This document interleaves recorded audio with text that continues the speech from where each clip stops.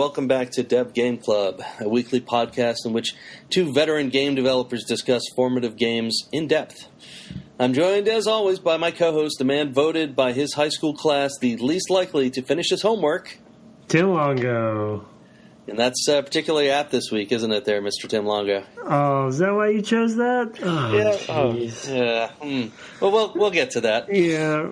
You had an assignment, you had 2 weeks, plenty of time, and you flubbed it. I don't know what else to say.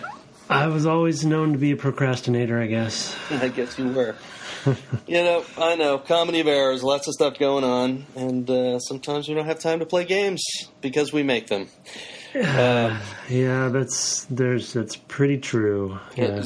That is pretty true. In fact, doing this podcast, we're probably playing even fewer other games than we would normally be playing. Especially this week. Well, we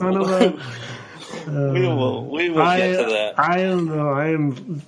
I hope that this is not me regretting this whole series of episodes. I hope I get over a hump, but we'll talk more. Yeah. Well, I hope so too. We are, of course, discussing and kind of circling around Final Fantasy IX at this point. It's a series with increasingly troubled numbering issues. None of the games are final. I'm not really sure where that comes from. But I guess we should set the stage a little bit for this particular entry. So it's 2000, and on the PC, you and I are probably playing Deus Ex and maybe Diablo 2, maybe spending some hours in the Shadows of Om with Baldur's Gate 2. Oh, yeah. If you're a console player, you're probably sure of the era very nicely. Yeah, thank you. I'm transported back. In fact, Baldur's Gate 2 I played completely co-op with our good friend Reed. Maybe you played with us as well. I did not, no. Yeah. I definitely didn't. You probably didn't need a bard. No, we definitely didn't. If you're a console player back in 2000, you might be playing Banjo-Tooie, Paper Mario, or Majora's Mask. There are a number of other great titles out at this time, but the real juggernaut of the year on the PC is The Sims, a genuine crossover hit that made EA piles and piles of money, both between its base game and many, many, many expansions and different forms of milking the product. But the other big juggernaut that year turned out to be the PS2. And we were lucky enough to get them at LucasArts on day one as a sort of Christmas gift from the company that year. Best company gift ever. It was actually. Sorry, mini fridge. Or folding director chair. Or folding director chair, both of which I still have. I do too. No, I don't have a mini fridge. I don't think I've thrown it out. It might be. I might have. It wasn't a mini fridge. I never used it. A micro fridge. Not even really sure what it was.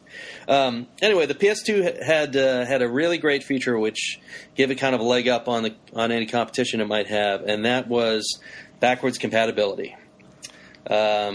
The PS1 was actually the wafer that ran the PS1 was actually part of the hardware. There was a chip in there called the IO controller in the PS2, which was just a PS1. We used it to run all our audio for our games and things like that, and to read the controller. But it was That's so funny. A full-on PS1. And the first game that I went out to buy and play on my PS2 was Final Fantasy IX. Interesting. But this is a PS1 game, so you went out to get it, and it had already been out on. It had, but not for very long. Probably less than 6 months. So it was kind of a crossover era then, as far as like it had come out for the PS1, but the PS2 came out shortly after. That's correct. Right. Very much like Republic Commando was, within shouting distance of the Xbox 360. Yeah. So. Yeah, there were a number of good titles out at the time. I mean, I don't think Final Fantasy Tactics had been too long before this, because that was still in stores. I want to say Chrono Cross might have come out around that time as well. So these were other kind of games that I was digging into, as well as, back titles that were kind of PlayStation native, like Tomb Raider, for example. Mm-hmm. So I was kind of going back and hitting all those PS1 games that I hadn't had a chance to play. Not just JRPGs, but also things like Wipeout or whatever. So it was a good opportunity to kind of get into a console game. The PlayStation 2 was actually my first console. I don't know if it was for you as well. No, you mean ever or? Yeah, ever. Oh. Ever that I owned. I had played them, but I never owned a console. No, I go back to Atari 2600 and had a Nintendo and I think a Genesis, and I had I played I played a bit of all of those, but I never owned one, and so I never really dug deep into anything but sort of PC titles. I started with an Apple II Plus, which I've talked about before, and I also had earlier than that I had access through my father to a mainframe, and we would play text adventures on that. Right, so. I remember you saying that. Yeah, I was primarily still a PC player, but I did have the consoles along the way as well. And I was always a long-time RPG player, but usually PC-based RPGs like Ultima, personal computer, not IBM specific, but So anyway, more about Final Fantasy IX. It was directed by Hironobu Sakaguchi, who's a game designer and producer who'd been with Squaresoft for a long, long time, dating back to 1984. At least, that's when his first title came out. So he probably started there in 83 or 84. He contributed to many of the Final Fantasies before this game, all of 1 through 7 in some form or another, often in the design department, as well as other favorites like Chrono Trigger and Chrono Cross or Final Fantasy Tactics, and then just tons of titles, way more titles than we can go into, like Xenogears and Einhandler and stuff like that. Yeah, so he's an institution there. He absolutely is. So it was a shock when just a few years after this game came out, he left and founded Mistwalker in 2004, when he left Square, where he had been for 30 years, and also PlayStation, because he went on to be partially funded by Microsoft to develop titles like Blue Dragon and Lost Odyssey for the then new Xbox 360. So he was a force to be reckoned with while he was at Square, but he left right around the time we were finishing up our time at LucasArts. And I can remember when that happened and how big a deal it was. Yeah, it was, definitely. So you've never played JRPG before. Oh, geez. No, I've talk about a genre that I've bounced off of multiple times. I've tried. I tried 7 around the time it came out. Tactics as well, though not the same thing. I think I might have even tried Chrono Cross at one point. I do know that I played and finished the original Dragon Quest. On Game Boy. Oh, Game Boy, okay. I believe. And that was probably primarily because I was on some vacation someplace and I had nothing else to do or something, to be honest. And I am as far as traditional Western RPG gamer, I am textbook, Tolkien lover, D&D player, D&D lover, all of those Gold Box games, Ultima, Eye of the Beholder, all of that stuff, Bard's Tale. Yeah, I love them. And so I just never, I think partially, and as I'm playing this game, by the way, it's a great selection for the podcast, I gotta say, because it is just so outside of my wheelhouse, and I have so much, at least I think it's a good choice, because there's so much for me to say, because as I was telling Brett offline, it's like I'm in some time warp or alternate reality where there's this whole genre of game that I didn't even know existed, but yet it's old. It's years old, and I'm playing this sucker, and I'm remembering why I bounce off of it and how different it is from Western RPGs, and my mind is bending as I play this game.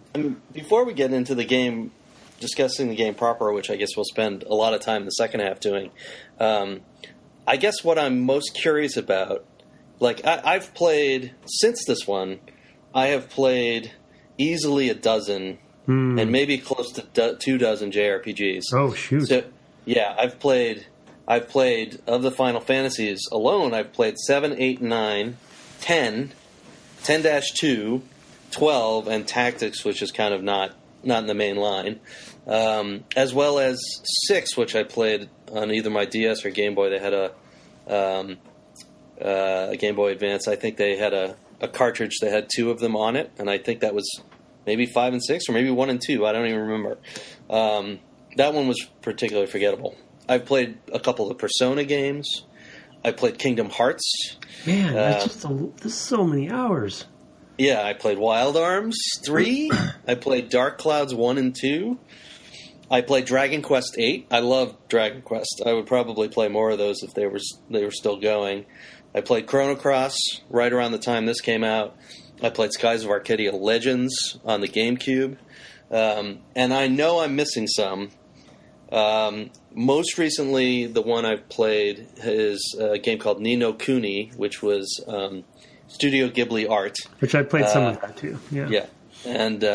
And I think there's some interesting parallels there with why I like Ni no Kuni. As far as I see similarities. Yeah, I intentionally wanted to play that one because of my daughter, and so we played it together some, but we both kind of bounced off of it. Yeah. Yeah. It's a little. Yeah. Well, we're not here to talk about Ni no Kuni. No. So I love the art, and there's stuff I love about it. Yep. But I will. Maybe we can key that in at some other point. But I guess what I want to ask you is what was your view of a JRPG before you kind of came to this? Yeah, that's a good question. So this, I think one of my sort of preconceived notions of the genre was this weird hybrid of kind of 2 different, mechanical worlds. There's the sort of, and I remembered this, before starting 9, I remembered this vaguely from my short time with 7. Well, actually 3, I guess there's 3 worlds. There's the kind of local exploration in towns and stuff like that, and buildings. And then there's the random combat in the combat systems, and then there's the overworld exploration part. And for whatever reason, apart from the cultural differences in the presentation of the content, obviously with the themes and the characters and the characterizations and the archetypes and stuff are very Japanese. They seem to be, at least. I don't know, something about the mixture of those 3 things in my head when I played 7, I was like, I just don't, especially the random combat. I just hate it. Yeah. And I get it, like as a game designer, I always understood what they were going for. But I feel like, and I don't want to like get on a Western RPG high horse by any means, but I feel like those sort of random encounters, like, happening into combat through the random wandering monsters around the overworld, I left that behind like an Ultima 3 or something, as far as a player, like in my player career. And I was like, it's like, so why are we going back to this? Like, what is the value that this adds? And I just was frustrated because I felt like, as an RPG player, a lover of RPGs, I had moved kind of on. And so I felt like I was going backwards. So that was the stigma that I had, to answer your question. Yeah, okay. So, I mean, that's a very reasonable stigma. I mean, my feeling, having played a lot of them, is, although I'm still not a huge fan of the random battles, just because they tend to really extend the play experience with kind of empty... In a heavy-handed way. Yeah, empty and repetitive stuff, right? Obviously empty and repetitive. In a very heavy-handed way. But on the flip side, they're a balancing factor for players who just, for whatever reason, can't find the key, to get through the lock of some boss. Yeah, we'll right? talk about that later. Yeah, absolutely, because I know you had your own troubles there. But it's in Final Fantasy VIII, for example, I did not pick up on a lot of the side quest stuff, which was a little more oblique than it was in 7, for example. So I missed a lot of leveling opportunities, for want of a better term. Mm-hmm. And I got to the end game, and it was impossible. I mean, just impossible for me to continue. So I had to just grind in order to get, and I could do that, right? In a Western RPG, you have a lot more character customization in terms of, the ways in which a character can develop. Mm-hmm. And I think they have a different balance problem going that way. Oh, for sure. Yeah, I mean, they definitely, you have to trust the balancing of the design balance and the tuning of the game to make sure that the progression hits where you need it to hit most of the time, right? It's more on the onus of the development team in that case. While on the JRPG side, I would assume you're kind of saying that the onus, they don't have to worry as much about it because they have this release valve, which kind of, as a game designer, kind of like pisses me off a little bit because it's a little bit of a crutch in a way too. It's like, well, if I'm just playing this game kind of straight through and I just want to enjoy everything and see everything, I can't, because they didn't really balance it or tune it around a typical playthrough. They just, I don't know. I mean, I want to give them more credit than that because there's probably good reasons why they're doing that. I think there's something else too, is that there's a lot of character in the world that's sort of described through the monsters you find in particular areas and things like that. So there is kind of like, you don't always see them all at once, and you might see them, you might see quite a variety, of sort of creatures and stuff. There's discovery there, you mean? Yeah, and I think that actually that will also, the more you play of them, I think you tend to pick up on trends in like, well, in this kind of area, in this color palette, maybe, those types of creatures are going to tend to have these kind of weaknesses and things like that. I'm sure, yeah. I'm sure there's a sort of a meta of this genre that kind of has occurred over time.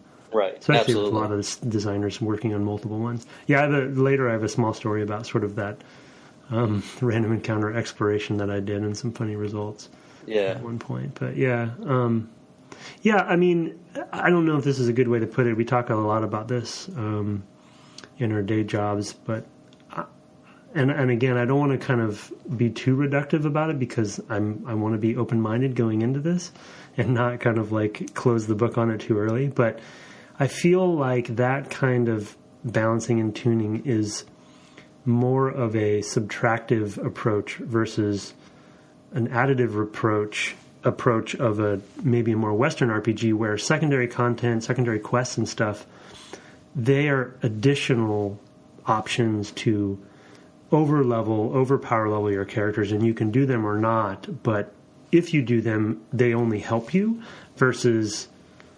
speaking as an inveterate bard player, I would say that is not true. Oh, jeez. I mean, that was kind of what I was getting at with sort of character, sort of class-based development rather than sort of being able to grind to sort of just increase power. You're saying bards are inherently always weak? Well, they seem to be. They are an inferior class, if that's what you mean, but yeah, go ahead. Yeah, well, as a theater guy, you'd know. Oh, geez. Okay, nice. But yeah, no, I mean, I guess it's the further you're going to go off the sort of beaten path of cleric-mage-fighter-thief, the less fun you're probably going to have in a Western RPG. Yeah. Just because those are the, anything that's not one of those four is probably a bit of a fringe class that is not going to get nearly the testing hours. Sure, so, that's fair. Yeah, I think there's those maybe, I don't want to call them edge cases, but there's definitely that on the perimeter of that balancing that when you have the scope too big. Let me put it my point a different way maybe, and I don't think this will convince you any more, but and I don't want to get into the details yet, but when I got to a certain point where I was fighting this boss and I had hit a wall, because of being in an industry and kind of being around people who've played, and our good friend Reed also is a big JRPG player, and he's played a lot of them, if not as many as you have, and so he and I talk a lot about it. I know that there is that grind expectation, if you will, that will occur.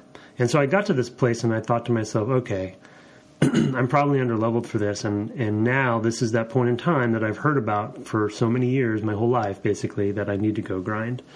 And the thing that bums me out is that I didn't want to go grind at that point, right? I was here. I made it to the boss. I was clever enough to get that far. And now the game is telling me I have to go do something that I actually don't want to do. And maybe some of it was I was time crunched, so I definitely want to,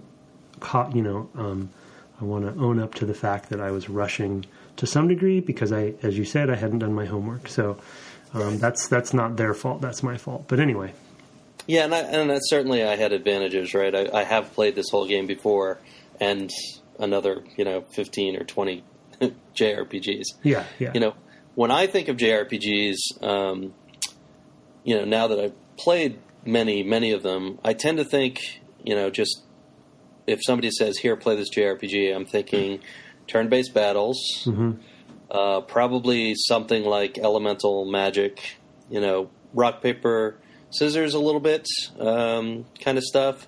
I'm sure you found there's a little tutorial basically about elemental weaknesses and things like that. Use these kind of attacks on these kinds of things. And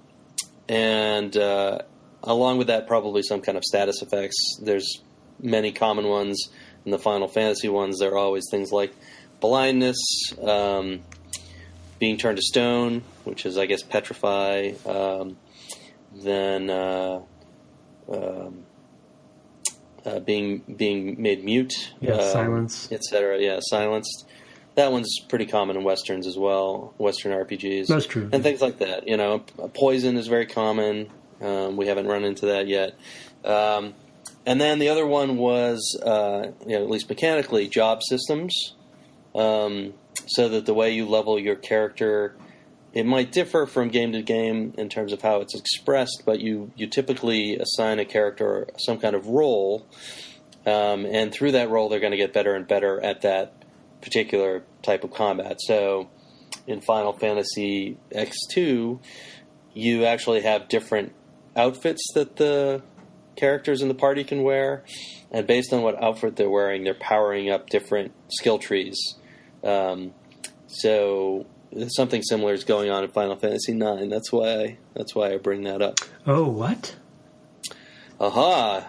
Yeah. Oh, so I think you may have missed some things. No, I totally have. And there's another element of this. Well, I'm using the optimize button, but we can get to that later maybe. But that's another, I think, cool macro point that you're making that I've realized, and I'm kind of looking at my notes, I've realized as I was playing in this first session that I constantly, because I play so many games, for my job or whatever, and also for fun, and I generally play various genres, with few exceptions like JRPGs and maybe racing games and stuff I don't play as much. But when you have played JRPGs or this genre as much as you have, you're coming in with this toolbox that I just don't have. And I fully underestimate that every time I start a new genre, which it's truthfully, that's why I've been flabbergasted myself on playing this game. It's rare that I come across a genre that I can't at least kind of dissect and reverse engineer about where it came from. Right. And I'm coming to this game and I have no toolbox. Like you've, like you said, when you think of a JRPG, there's a bunch of things that come into mind of how you're going to approach it, what your frame of mind will be when you sit down to play it that evening. And for me, I'm coming in like, what the hell is going on? Like, jobs, like everything you just said to describe a JRPG, you're talking a different language, Right. And maybe I haven't been as diligent as I should have been on the tutorials, or I wasn't reading closely enough or whatever. And I probably have been approaching it too Western RPG, frankly. And that's why I hit this wall that I hit, probably too. So I just underestimate that. Yeah, and I mean, thinking back, certainly when I originally played 9, since it was my first, I definitely remember getting towards the end of the game and just it being a pretty big slog, just because I didn't have that tool set and I was developing it as I played. What really drew me through was the story and the characters. Because the other things that I think about when I think about JRPGs is more specific characters with more specific stories. That's fair. And that's a good differentiator, because that is rare for Western RPGs, and it's actually something that bugs me about Western RPGs is that it is always so faceless and nameless, Right. And I do appreciate that about this game so far. And that ties right back into that sort of character focused, like character development focused, and allow this huge range of recipes, as opposed to JRPGs, which are more like, here are these specific people. You may have different paths to upgrade them to different sorts of skill trees. In some you can, and some you can't.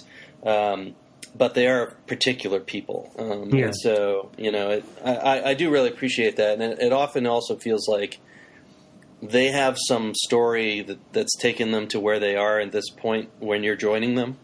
And they may have some story that continues past when you stop playing, and when this story is finished. So they feel a little bit more real and lived in from that standpoint. Yeah, I've got to say that while I was playing it, it occurred to me on this particular topic, because I'm a big Witcher fan as well, and kind of another type of Eastern RPG, you could say, right? Sure. is that game and that series, and that is also about characters, right? And you're not getting to choose who you're not even choosing your class, right? You can kind of choose how you spec, but I think it's actually one of the reasons why I like that series over, say, a Baldur's Gate these days, or what have you, because I'm a person that I want to know what their story, what happens. So right, yeah, that's a good point. That's a definitely. I mean, there's a good reason why that's the game that is getting best writing, best RPG or whatever for the past year, and that's because it is much more specific than its competition, and therefore can pay off on the story a lot better. Because it is this specific person, Geralt of was it Rivia, or something like that. Geralt. So, I'm sorry, yeah. Geralt. Well, and I guess, pardon me. Related to my previous point, I guess I really thought. I just underestimated how different the genre really was. Do you know what I mean? Right. I came in kind of with my preconceived notions and a bit fearful, but willing to take it on, and kind of jumped in with those preconceived notions, but kind of really underestimated how much I didn't know. Okay. All right. Well, I think that's a good place to take a break, and then we'll get into the first part of the game proper, and talk about specifics. Okay. All right.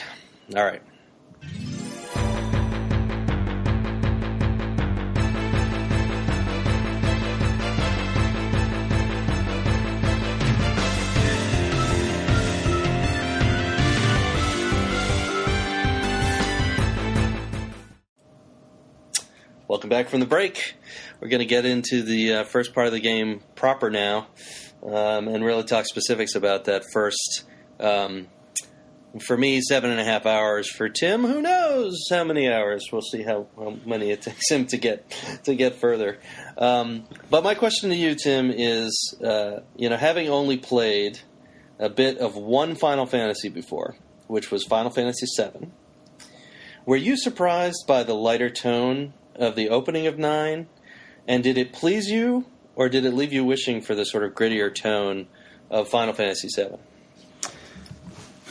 Yeah, so yes, I was surprised, completely surprised. Starting this game up, I was like, I definitely had many kind of WTF moments where I was like, what is going on here? Like, who are these people? How am I going to get to relate to these people, etc.? And I think the tone caught me off guard. However, I'm definitely not. I guess as a gamer, I do tend to like the darker tone stuff overall in my older age, but it's not exclusive to that. Like it just is a mood thing for me. So once I realized what this one was going after, because I have vague memories of 7, but I don't even remember how dark of a tone that game was, per se. Obviously, all the RPGs I played tend to be darker toned.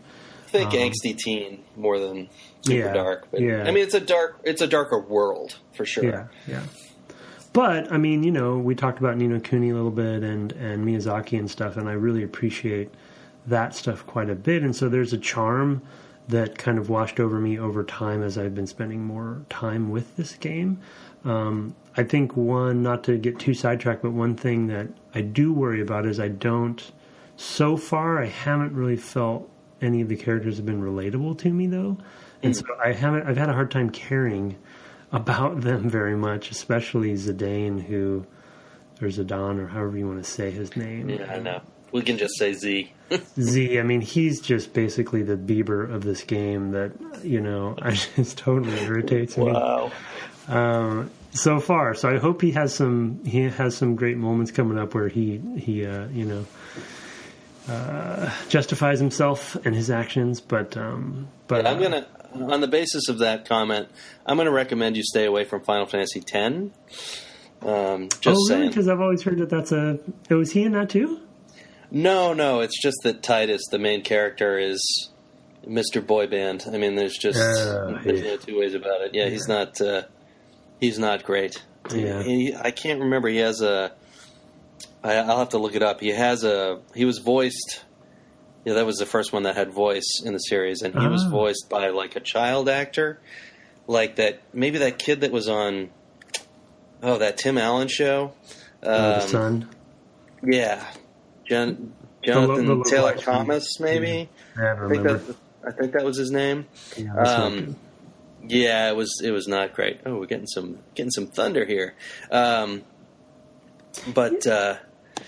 mean, for me, coming back to it now after 16 years, I guess, I was really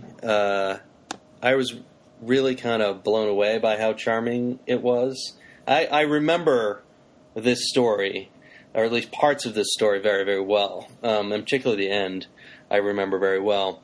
So I was not surprised, really, but I was kind of, I don't know, it was a very kind of warm embrace for me, I guess I'd say. I was just like, oh, yes, this is not like those other ones that are very, very kind of grim, and Final Fantasy VIII has this lead character, Squall, and he's also an angsty teen, and he's just no fun to be around. I mean, he's just, and while I get that Zidane is kind of, I don't know, kind of kooky a little bit, I mean, he's a monkey, right? I mean, I don't know what he is. He's got a monkey tail.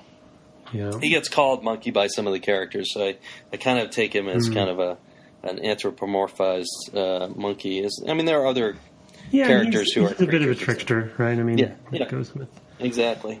But I like how this game jumps right into having battles that are safe because they're on the theater. That was very clever. Yeah, it introduces you right into something, and that's something that Sakaguchi has done before. Famously, like was it Vagrant Story, which I think he designed or was involved with. Started with an opening credits scene in which there was combat in the middle of it. And it was just kind of setting the stage for what was coming. And so you hadn't been introduced to anything that was going on. Of course, they were fairly simple. But it sort of reminds me of things like Uncharted that I'm playing now, where you're kind of right into the thick of it. Mm-hmm. The Uncharted games famously kind of start 2 weeks into the story and then cast back, to say, this is how he got into this terrible predicament. This is not quite like that, but it does sort of have the same feel of dumping you right into something, into game systems without kind of tutorializing in a major way. So your point about the tone, as a newbie to this genre and this particular franchise, this is different from the rest of them. You're saying I think it. From what I've read, the earlier games, like the early games, like 1 and 2, and etc., have a lighter tone as well. Yeah. And I did play one of those, but it was very. It was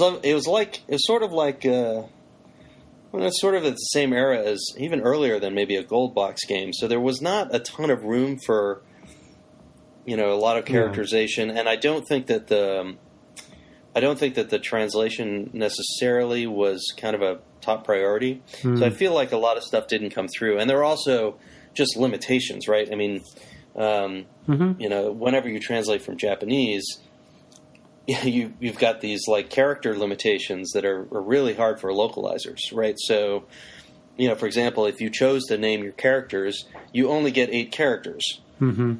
And in English, that's not nearly enough to cover the sort of range of names that you can have for people. Whereas in Japan, 8 is like, that's a ton of letters, right? I mean, because of the sort of particulate, way that the Japanese language is structured. So they can say, this is Joe, the Emperor of the Third Wind of blah, and it's 8 characters, right? And you can't do that in English. So I feel like that earlier game may have had a lighter tone, but it couldn't come across because they had just such severe limitations. Yeah, I definitely... But definitely of this era, 7 and 8, very, very different. Very different. Yeah, and I definitely am delighted by it, and I think it caught me off guard enough to where it's taken me a while to kind of get used to it and maybe reset my expectations. Because there's a high fantasy element to it that I really enjoy, and it reminds me of of Spirited Away, or I don't know, a few different other House, Flying Castle and stuff like that and some other anime that I've seen that I do appreciate, but it was definitely catching me off guard. And that's definitely, of the 3, this did by far the worst. Interesting. Of the PlayStation 1 era Final Fantasies. But yet, as we are starting to play this, I feel like I've gotten, a fair number of people have mentioned that it's their favorite, and that it's, you look online and it feels like there's a kind of a cult following of it. Yeah, absolutely. I have several people that I know who would call this one their favorite. I actually went and looked this game up in 1001 video games you must play before you die, which is already a couple of years out of date, so it maybe should be, 1150 by now or something. But, what it says is, it sort of points out that it didn't do as well. Final Fantasy VII was such a force to be reckoned with, and then 8 kind of followed on with a real technical splash. This kind of goes in a totally different direction, right? Those were kind of realistically proportioned characters for the most part. Certainly in Final Fantasy VIII. It's the same thing that you saw with like Legend of Zelda. When Wind Waker came out, it was this huge big deal that it was cel-shaded and not realistic, and people were really upset. And I find that game tremendously charming. Here it's the same thing. You've got these, anthropomorphized animals in some cases, but kind of the weird body proportions, bigger heads, smaller bodies. They look a little strange. You get used to it pretty quick. They don't bother me by any means, but it is a different look, and they're brighter colored too. It's kind of, it feels like 3D, kind of reminiscent of 3D versions of like the 16-bit era stuff in a way, maybe kind of hearkening back to that, and I don't know if it's the case or not. I'm trying to think of the timeline of Miyazaki movies at the time, but it feels, especially the animal. All the animal characters and anthropomorphized animals, like, feels very Miyazaki in a lot of ways too.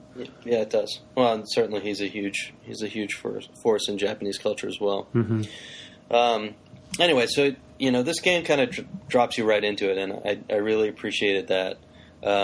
It starts you right off into battles and all that stuff, but in a framework that kind of makes sense and is gentle. But you are the bad guy. In a way. Yeah. Well, the rogue, right? The lovable rogue. Rogue. Right. You're jumping right in, and you're there to kidnap her. And what I love about some of the storytelling that goes on is it's very carefully constructed, that there's like these little beats of story that are kind of getting dripped at you on lots and lots of different fronts. So she's, you're there to kidnap her, and it's all about, oh, we're going to do this plan, it's this cool thing, and we're going to do it in the middle of this performance. You know, it's almost very Hitman, right? Well, I have, well, go ahead. I have another point to make on that, too. Okay. But then it turns out she actually wants to be kidnapped. Yeah. And then there's a further story beat down the line about who actually wanted to kidnap her in the first place and who hired them. It's not just them on their own. So it's like these, you know, bit by bit, you know, and it does that with everything. There's something with Oglops or Oglops that we can talk about too that is the same thing. But yeah, go ahead. You were going to say something about that. Oh, I was just going to say that you mentioned Hitman, but I made a note here that maybe we've talked about some already, but it seems fairly intentional to me that I mean, okay, so we maybe mentioned on the podcast before, but I'm a theater person kind of by education. So love theater, love the opening of this because it's freaking, a theater troupe on a flying ship landing, you know, and kind of making a big entrance, and everyone's excited about going to the... By the way, I love the introduction of Vivi. Is it Vivi or Vivi? I say Vivi, yeah. Yeah, just as far as like how you play him first, you know, and kind of like introduced and getting the whole ticket thing, and it's just a nice kind of introduction of him. But there's Shakespeare's all over this thing. Like, I don't know if it feels very intentional to me, but I think the playwright's name is Avon, you know, which kind of little bit of a Shakespeare reference. Yeah, it's like Avon Yardley or something like that. Yeah. Character in the play is Cornelia, and Cordelia is from King Lear. The king's name is Leo, maybe. The theme in the game of hiding as peasants, as royalty hiding as peasants, is constant Shakespearean theme. Absolutely. The play's the thing wherein I'll catch the conscience of the king, so it's the whole like, okay, we're using the play to, you know, distract the queen who has been taken over by some other force, like Gertrude and Hamlet. Like, I don't know. I just started, once I saw this thread and pulled it, I felt like I started seeing all these, and then just the tone of it is got this very Renaissance feel about it. So I started to appreciate that quite a bit too. And to your point about layered intrigue and subplot, you know, all over the place, that's also very Shakespeare. So I wanted to ask you, there is sort of a quick time battle that happens in front of the crowd. Yeah. And you have the chance to do that over and over again. And I actually wonder if this might have been a big differentiator for the two of us. Did you just kind of do that once and move on? I did it twice. Uh-huh. And how'd you do? Perfect both times. Oh, really? Yeah. So you had tons of money then. You got 10,000 gil. Oh, I didn't think about that. Yeah, no, I did. I do have a lot of money. I'm just not spending it, I guess. Ah, okay. Well, that's probably the biggest difference that's probably holding you back. Yeah, I haven't done a lot of like min-maxing the stats on the armor. Like, I'm using what I find and pick up. But at the store, and again, this is one of those things that I've been trained to do in Western RPGs where I actually don't care much about the stuff in the store. Like, I'm like, I'll find it. I'll find it in the wild. It's not a big deal. I'm going to save my money. I've trained myself to do that over the years, so I'm not even looking at the stuff in the store. Yeah. We're going to need to start diving right into these mechanics because I think you're probably missing a lot of that stuff. Okay. So, this is exciting. If you pause the game, you go into the menu. Yeah. I guess it's the Y button, whatever the up button is. Uh-huh. If you go into the menu, you can go to an ability page. Yeah, I've been there. And you've equipped abilities and things like that? Yeah, at first I didn't realize I could equip more than one ability, so I only had one. But then I did halfway through this this first session. I did realize that I can equip as many gems as I have. Right. And I don't know where I get gems from or why I have the number. Leveling. Okay, just from leveling. You don't find it. Just from leveling, yeah, but you don't find it. Yeah. So, and Vivi doesn't have any abilities for me right now, so I don't know if I'm doing something wrong there. He doesn't for me either, so that'll come later. His come later. Because he starts out with magic, so he's kind of got a leg up. Yeah. So, so I am doing those, and I read... Now, do you know where those come from? The abilities? Abilities? No. They just come. Okay. They come magically sometimes. Right. So they come from your equipment. Okay, so what does the optimize button do then? Because I've been using the optimize button to equip my guys when I find something new. Right. Okay. So that's gonna optimize things like defense and offense and things like that. Right. So the stats that you can see on the page where you equip stuff, that's what it will optimize. Okay. However, your equipment actually confers you abilities like doing more damage to bugs or doing more damage to birds or beasts or whatever, different sorts of things. You can get spells from having equipment equipped, and they're down there below. And there's a kind of in the bottom right. There's a little thing with if you highlight an individual piece of armor, which you're probably not doing because you're just hitting optimize, it will tell you what that particular bit of armor is giving you.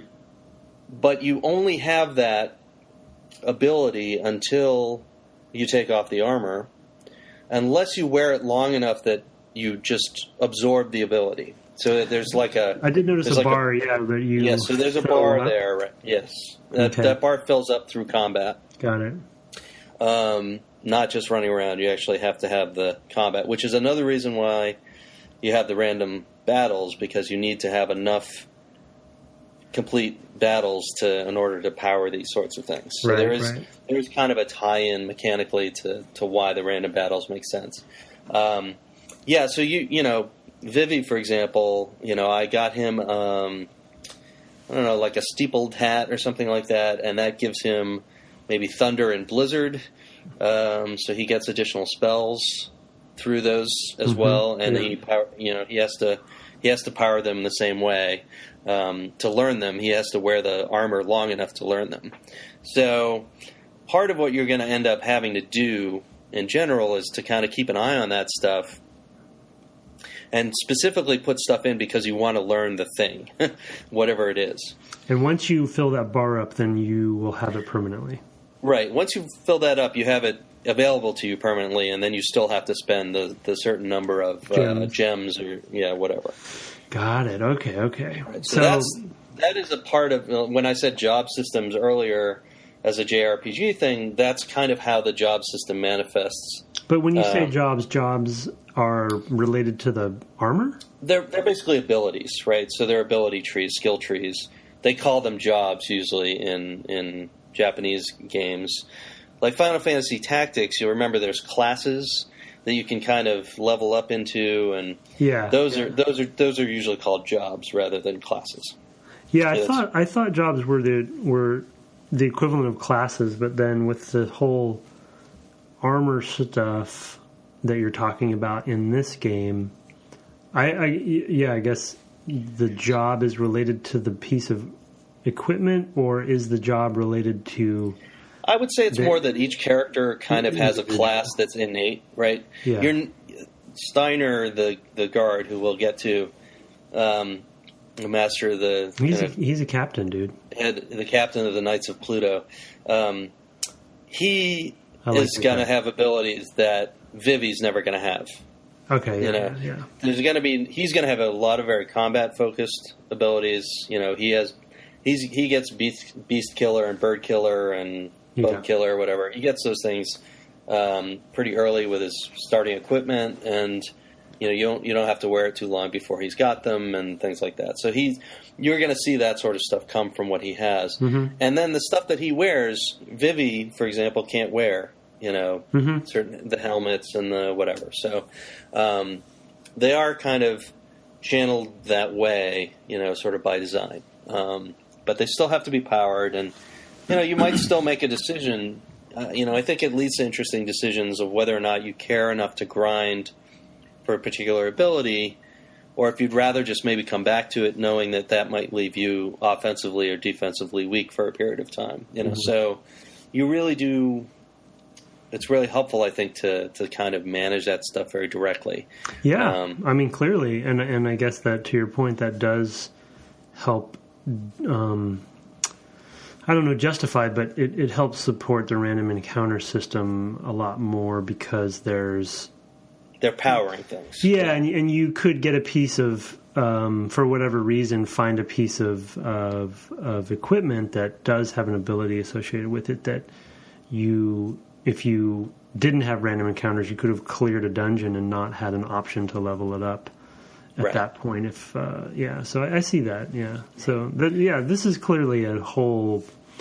See, it's so weird to me that you're sitting here walking me through this, and I'm a 44-year-old gamer who has played, I don't know how many hundreds of thousands of hours of video games, and I'm like, wait a second, totally so a job is a what? And it's ridiculous to me. And I feel so like, I don't know, a mixture of emotions from embarrassment to how could you, and I don't know. But also a little delighted.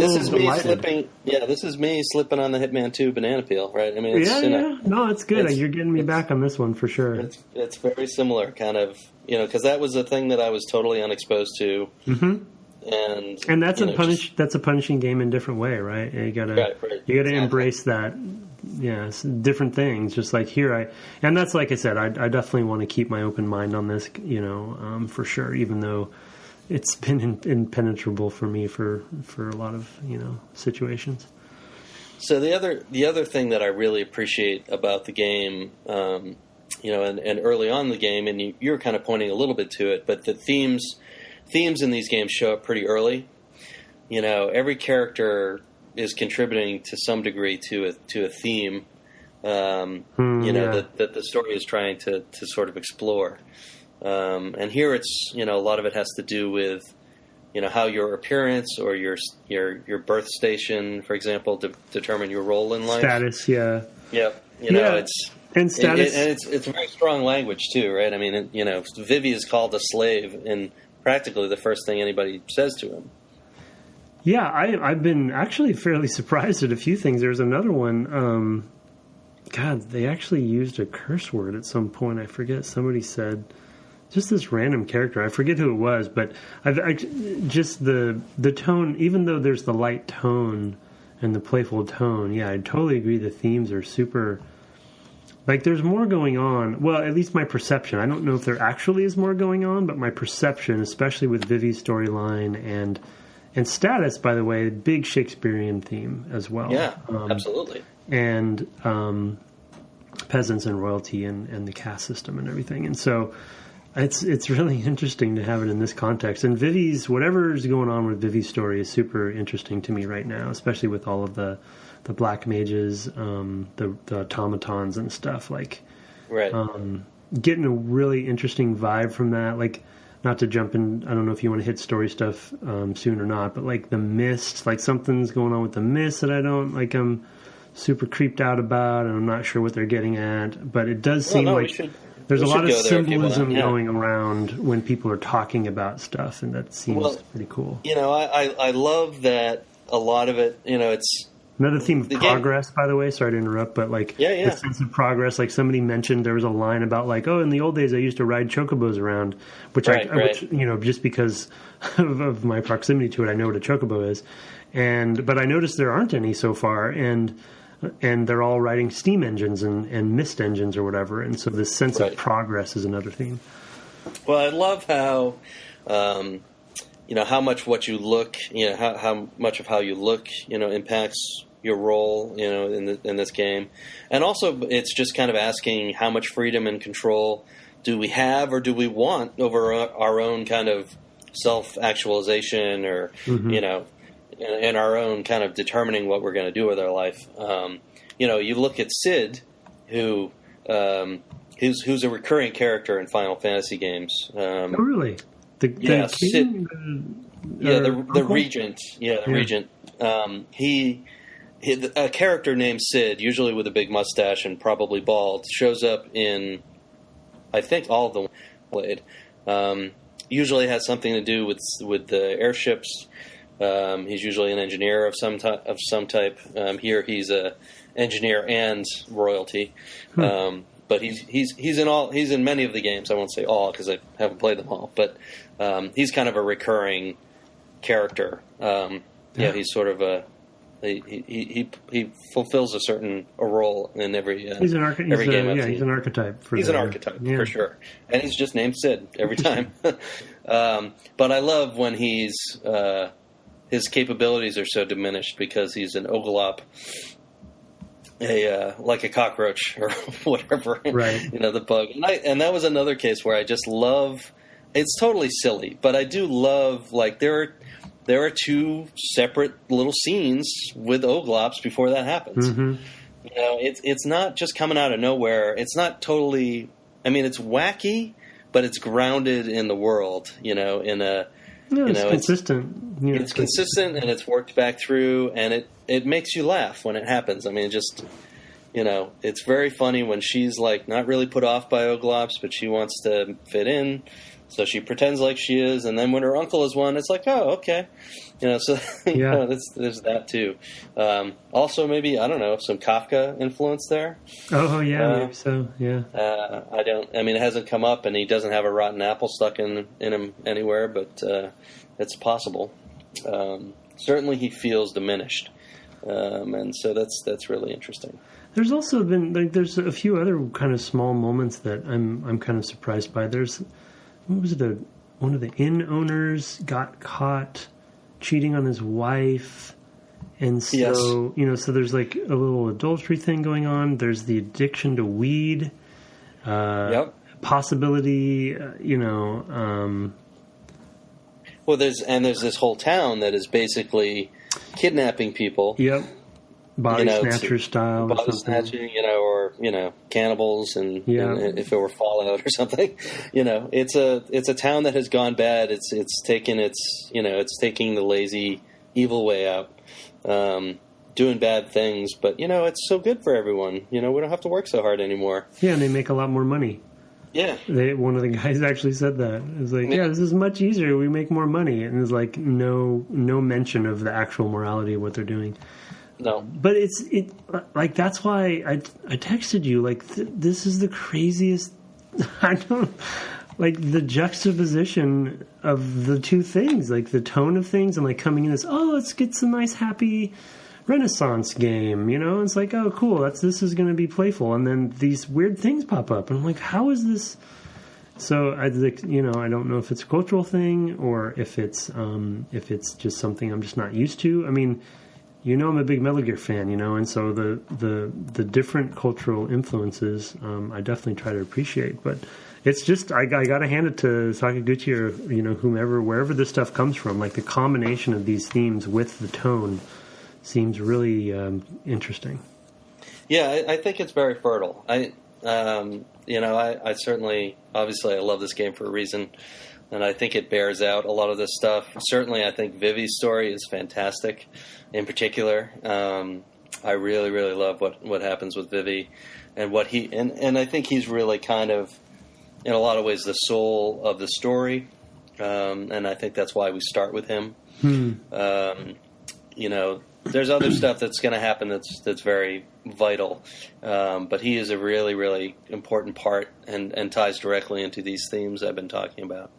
I can definitely see that being set up so far. Like, it seems like those moments, the heartfelt moments are really, they focus on him as the conduit for the player in that regard, the audience. Yeah, he's a somber soul. He's inquisitive and he's curious and he's a little melancholy. So I definitely relate to him. There's another quick theme I wanted to mention, not a story theme, but I guess genre theme. I'm not sure the best way to talk about it, but it's almost like the engine in a way, like the technology and the level design, the game design. That is another aspect that I vaguely remembered from 7, but had really forgotten about and completely caught me off guard. Is the level design and the structure of the game is super weird to me, and unlike so many things. And so, to give you some examples, like the engine itself has these pre-rendered backgrounds with clipping, clipping boxes identified, etc., etc.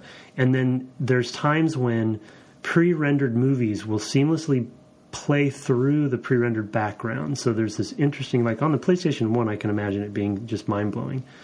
And this kind of merger of those two things. But when you're in town and stuff like that, it's all generally almost completely linear. Like, it feels like I'm playing a point-and-click adventure game like old school LucasArts or Monkey Island or something.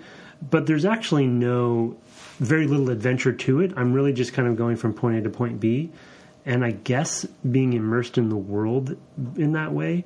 And then you have these random encounters, which is like a whole nother engine. And then you have this overworld, which is like yet another, Right. And it's just this weird, like, just from a technology and like presentation standpoint, I guess I thought the town exploration parts were going to be, more free and exploration based, but it's a very linear, and like you're just going to do this thing, and I can see kind of the scripting behind it. And then the other way I was going to put it is from a game development perspective, it feels like, and I actually heard some of these stories when I was working, when Square was a publisher for me at Crystal, that it feels like the kind of game that they hand code every step of the way in a very linear fashion. Like, yes. You know what I mean? Like, there is this moment is this. I need you to script and code this, and then the next moment is this. And it's very, versus the way that I think and the games that I tend to gravitate toward are systemic, it's simulation based, you put the systems together and it's all going to work together. And you have level design and you have things that you're still going to craft, but there are systems at play. This seems very handcrafted, like every single second in a linear fashion, which is another unexpected thing for me. Yeah, I mean, I think it's not entirely linear. I know, but it is in comparison, certainly with Western RPGs, it feels very linear. I mean, when you're in town, for example, when you're in. Was it Lindblom or whatever? Yeah. Where Sid is regent, you can go to 3 different districts, and there's different things going on in each. I know. I agree with you there. I'm not saying it's completely linear, but I'm saying the series of events are linear, and so I can explore all of those, but to trigger the next big event, I have to do one thing and only one thing. That is right. Yeah. And that is the case for, say, a point-and-click adventure game as well. But there still is some playfulness before that event that you tend to trial and error, and there's some more mechanics going on, I guess. Right. Yeah, and I think that as these games have kind of gone on, like this is a game that doesn't have a quest journal. There's not a lot of sort of support stuff to help you with navigate things like that. So you're not looking back on things, and you normally only have really one thing to do.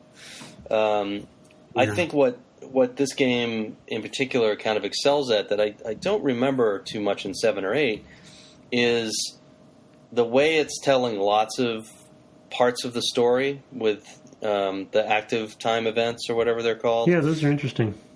They're just little snippets, right, of like, and this is, meanwhile, Vivi is doing this, and meanwhile, Dagger is doing this, and meanwhile, Steiner is being an idiot, and, so there's this constant little bites at different apples, that it's trying to get off. Well, I think there's some Day of the Tentacle in there, right? And Zach McCracken and for sure. Yeah, and Maniac Mansion. I think that's an interesting little clever little solution to that time slicing. Yeah, no, it's really good. Is that something that is only in this one, or is it in other ones? I don't remember it in 7 or 8, and I don't remember it in the ones after 9. So it may be unique. Yeah. There are occasionally, I mean, in many of them, there are movies and things like that occur that kind of tell you what's going on elsewhere. But these are actually interactive scenes, that the characters are playing in. You're controlling a different character, and you may not be doing much, and you might only be watching, but it's all in engine usually. That's pretty unique. I mean, I know that 12 had a storyline that was very, sort of between nations, and lots of big political stuff going on, and they would show a cutscene, a pre-rendered cutscene that would kind of explain what was happening somewhere else to help motivate the player in what they're doing.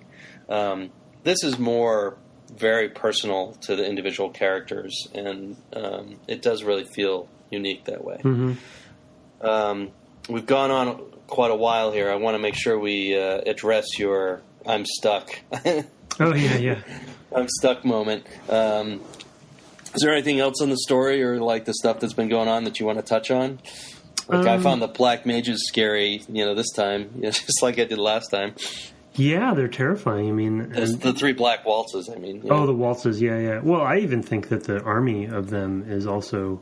Yeah, they're also scary weird and creepy, but that third black waltz is particularly terrifying. Yeah, chasing after and just like going kind of mad on that ship that it's chasing you on. That's so good. Yeah, it's really interesting, and the 2 court jesters that are kind of meandering around, or are kind of weird and creepy, and even the queen. Like, I'm wondering what's going on with her as far as like and I know I haven't gotten to my Beatrix moment yet, so I assume that I assume that that's the Beatrix that you see earlier that you're talking about. But yes, it is. I had forgotten she showed at the beginning. Yeah, there was a point when she showed up. I was like, "Wait, is this where he meant?" I was like, "Wow, that's way shorter than I thought." So yeah, I had sectioned my time off. I thought I had plenty of time, but I probably spent at least an hour and a half on this last battle with, or not my last battle, at least not the last battle, but. What's the name of that serpent fish guy? It's like Zamaluk or something like that, or Zalamuk or Lazamuk. I think I'm just underleveled. Even a couple encounters in that dungeon. There's a serpent lady. By the way, the character designs just freaking psychedelic, like crazy stuff going on. With some of the character designs. There's that snake, that lady snake that has a fan. Like a they're very non they're not really it's one of the things I like about JRPGs is that the enemy designs, some of them are kind of jokey. Like some of the games, they're all like based on puns and stuff like that. They're all named things, and then they're kind of a goofy take on something. But what I really like about them is that they're not. It's not the same stuff that I see in every Western RPG. No, totally agree. They're memorable. You go from RPG to RPG on the Western side, and it's kind of it's okay. It's goblins and orcs, and giant rats and giant spiders, and et cetera, et cetera, et cetera. And ultimately dragons, right? So you've got this kind of huge palette of stuff. But it's kind of always the same palette. And with Final Fantasy games and these other JRPGs, they're totally nuts, right? I mean, they're all over the place. And that's true of like the Persona series as well, where you're summoning these things to fight for you that are, everything is crazy in those games. I mean, they're just bizarre. I mean, there's a lot of reuse more so in that game. But yeah, I mean, I love that. I mean, Dragon Quest is kind of the same that way. They tend to be a little jokier, but yeah, I love that stuff. Yeah, I've just been I feel like almost every encounter I've been surprised at the character and enemy designs. Like I fought some ladybugs. They were called ladybugs, and and their design was nothing like a ladybug, but super weird. And they're like a lady and a bug.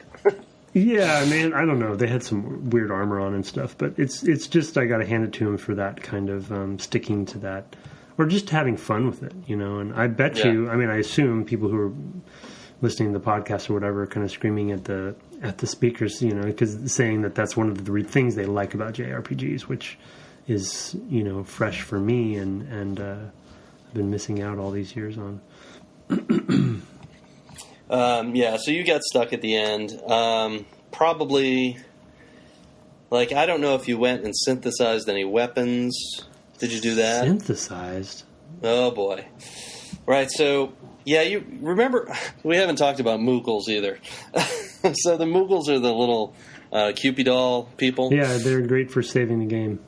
Right, yeah. So you use them to save the game, but there's also some tutorial Moogles. Yeah, and I saw those. They do those kind of... I didn't watch them all, and I should have clearly. Yeah, you definitely want to... You want to watch that stuff. And the reason is a lot of the things you're probably having trouble with are explained there. Yeah. And not really anywhere else. Yeah. This game was... I mean, it's PlayStation 1 era, so not a lot of memory, 2 meg. It's just not a lot of room for... in-engine tutorial, like always available type stuff. Mm-hmm. Stuff we're kind of getting used to. The usability on the game is definitely it's definitely bringing me back. I wish there definitely were a lot more. Yeah, I mean, you can use the back button in the menus, which I've been using that. Yeah. So, I mean, that'll tell you kind of incidental stuff right there. But there's a lot of good stuff with the sort of 2 Moogles by the bank of the river there. Synthesizing is you can take weapons and stuff into a synthesis shop and make better weapons from them. So, for example, for Zidane, I have I think it's called the Ogre Masher or something like that, or the Ogre or something. Anyway, it's a big double bladed thing, and it does tons of damage compared to your starting dagger or anything you pick up. So you want to spend some of that gil you've been grabbing up from doing good performance, and take that into the store, get a couple of these daggers so you can fit them together, so you can do a lot more damage. And that's kind of the whole benefit of the synthesis. And that was in Lindblom. There was a synthesis shop off of one of the circles. Now, can I go back? You can you go back? I think you can go back. I might be able to. See. I haven't tried, but you can roam around that dungeon. So you already did the beasts, the festival of the beasts. I can't remember if you can go back from there. You probably can go back because there's a short overworld section to get to the dungeon I'm in. Right. And so I would assume. I think you can probably go back. Yeah. I'll try that. I mean, you might want to do that, and you might. And if you can't get to the tutorials, you should probably look them up online and just be aware of them. Yeah, no, I think I can access those through the Moogles in the dungeon. Right. Yeah, you probably can. MoogleNet or whatever it's called. Mognet. Mognet, yeah. Good old Mognet. Yeah, and so the silver lining that I'll see in here is that I played that boss battle so many times that I obviously used it as an opportunity to experiment and kind of like try to just dissect what was going on, and so kind of figured more out about trance and about what everyone can do in their trance states, and and that seems to be pretty beneficial. I definitely did some grinding. I think I had died and not saved at one point, so I lost some progress there that put me back as well, so that impacted it. But I was able to explore those combat mechanics more because I had to fight him over and over again. And there's a one of Z's trance abilities does a lot of damage. The fire one does a lot of damage to that. So I discovered that, but then he just was a stake alive, long enough for me to do it many times during his trance state. So yeah. So the timing of things. So yeah, I definitely got frustrated, and I had to call it a night at one point. Yeah.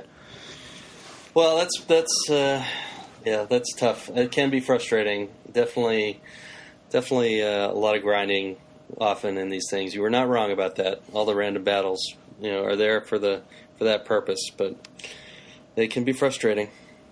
All right. Why don't we'll take a second break, and then we'll come back and talk about next time. Sounds good.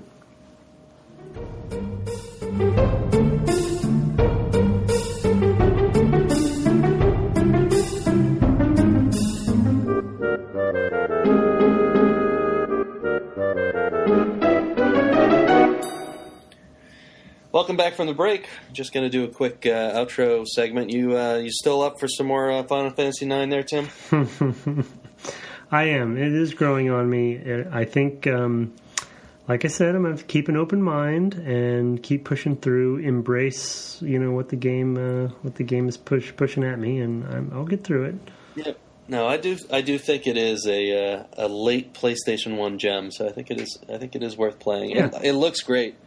The overworld probably has aged the least well. Those are always jarring moments when they happen. I will say, I think Vivi is a character that I really want to see it through for. You know what I mean? Right. Pulling me forward, and recently being introduced to Freya that I see. Right. I like a lot. Freya seems super badass and cool, and you haven't gotten to the next bit. I mean, you're headed to Freya's home, right, and big stuff is happening at Freya's home. So you'll get to experience that next too, which is really, really great. So, okay. When you go to fight I'm excited Beatrix. to see her. I think she's a cool character. Yeah, she's fantastic, and she has her own backstory that we've got to catch up with. So we're gonna go. You're gonna continue and finish what you didn't play this time, but then as a group, we're gonna go up to the Black Mage Village, which should tie in some more Vivi stuff for you, I believe. So I picked that for that reason. That's probably not going to be a huge amount, so you may touch base with me if you get through to that and you're like, I've got more time. We may push a little further, but let's set it for that as a sort of minimum expectation. Okay.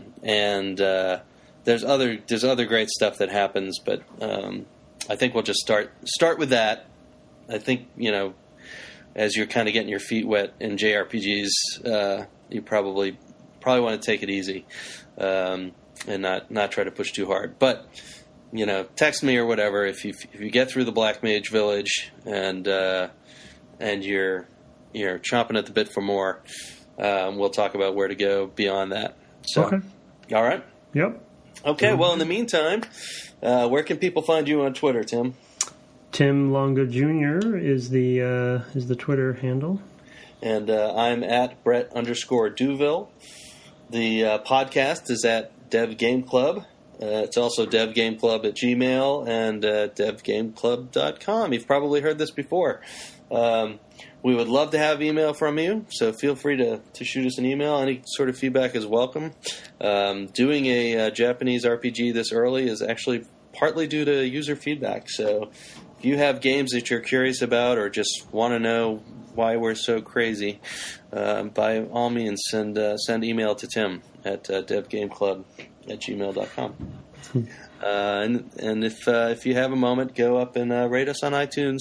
I'm told that really helps to increase the audience, which is good, because then more people can enjoy us hemming and hawing about these old games. All right, so I'm Brett for this time, and he's whoever he is. I'm Tim. And we'll see you next time.